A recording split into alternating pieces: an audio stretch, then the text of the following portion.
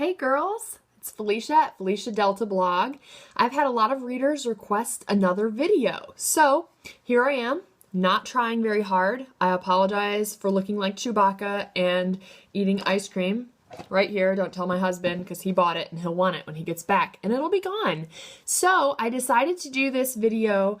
It doesn't have a post going with it because I honestly just didn't have time to write one.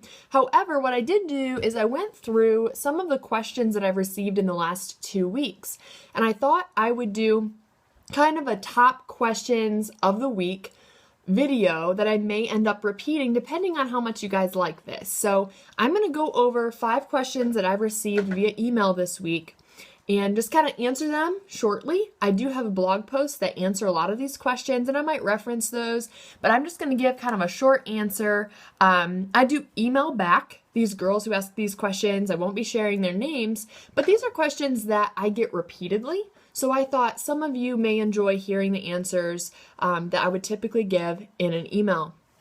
So the first question that I received this week is kissing my boyfriend wrong? I recently wrote a post called 5 Myths About Saving Your Kiss for the Wedding Day. And the short answer for this is no. Kissing your boyfriend, your fiance, someone you're dating, no, it's not wrong. What it comes down to with standards in dating and standards when it comes to kissing is holiness. Does this action that I'm choosing to take draw me closer to God, make me more holy? Does it help my boyfriend or fiance become a more holy and godly man? Those are the kinds of questions you want to ask when you're setting standards. A lot of girls are thinking about saving their kiss for the wedding day, or they hear about it. Some girls think it's crazy. Other girls just grew up thinking that's what you always do, and it's just a legalistic rule. So there's not a lot of in-between area. There's not many people who just come in and say, look, this is the truth about saving your kiss. I will say one thing. Saving your kiss for the wedding day is not awkward.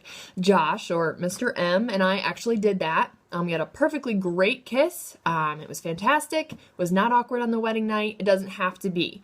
It really depends on you and your fiance or your boyfriend and what you decide to do.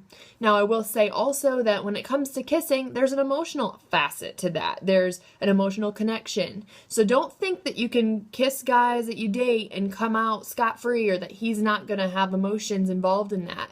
Kissing is a part of foreplay. It's meant to involve the emotions. It's meant to be that on-ramp to intimacy, so treat it that way.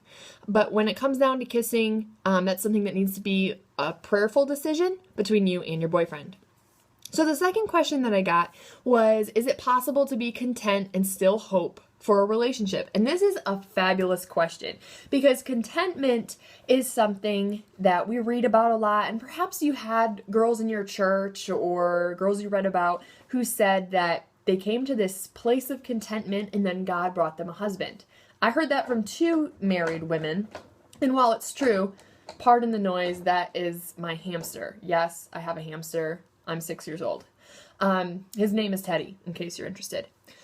It is possible to be content and still hope. And a lot of married women that did say to me that they reached this contentment level and then met their husband, all they meant was that they had accepted their singleness. They were living fulfilled lives as single women. And at that point, God brought their husband into their life.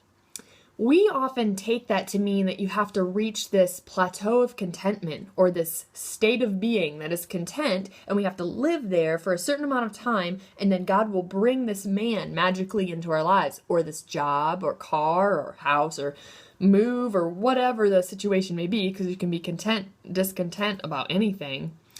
But the truth is that contentment is an hour by hour, day by day decision. It's choosing gratitude in a particular situation. And that means that you can't get a boatload of contentment to last you for 3 days or a week or a couple months. It may be easier for some girls than it is for others. But for most of us, that's going to be a decision every day when we say, God, I thank you for the situation I'm in. I thank you that I'm single and I have these opportunities. I thank you for this job and what it gives me. Even though I'm hoping for something different. I'm hoping for a man to just be my companion. I'm hoping for a new job, whatever it is. We are thankful, but our hands are open to receive what God has to offer. So it is perfectly possible to be content and still hope for a change or hope for something else to come into our lives. It's all about being grateful. The third question I received was, will a good man still want me if I've given a part of my heart and or a part of my body away? I actually just wrote about this in my post, Dear Girl, a good man will still want you, and I'd encourage you to stop by my blog and read that if this is a question that you have. The answer is yes. A good man can still want you, and that's because good men, godly men, not just decent guys, godly men understand the concept of grace. Godly men are under grace. My husband is, my dad was, all the Christian guys I know, they understand that God has showed them mercy, that they are sinners. And because of that, they have mercy on women who have also sinned because women are sinners too. So a godly man who loves you, who God brings into your life, is not going to sit there on a high horse of judgment and tell you that you're not good enough. And if he does, I guess he's not the right guy for you. And it's time to keep waiting and keep hoping in God. Because a good man, it's going to be about grace. He's going to show you grace because he understands how much grace he's received. And that's the way we should all live. It's something I'm learning. I don't have that mastered. I need to learn to show more grace towards other people because I myself am under grace. People who do not feel as if they're under grace have a hard time treating others in a loving way. Beth Moore talks about that in one of her studies. So, short answer, yes, I encourage you to stop by my blog and read that post. It's right on the main homepage right now. The fourth question I received is there anything non-sexual that can make the wedding night less awkward? Well, I think this is really funny, and I actually really like talking about this topic. I think that might be awkward in and of itself. But when it comes to your wedding night, it's going to be individual to you as a couple. There's nothing you can really do as a single woman other than rest in God and trust God and educate yourself about sexuality. That's really going to help you with the nerves on your wedding night. It's just going to be something new. Or if you have slept together before and you've been pure up until your wedding day, it could be not so new. But either way, this is something that is going to be individual to you as a couple. But to answer this as tactfully as I can, I would say educate yourselves, discuss your expectations while engaged, and just try to relax. Try to relax, find ways to make it fun, or if you want it dark and have candles, do something like that. Those are some practical things I can think of. If you have further detailed questions, you can always email me, PhyliciaDelta@hotmail.com.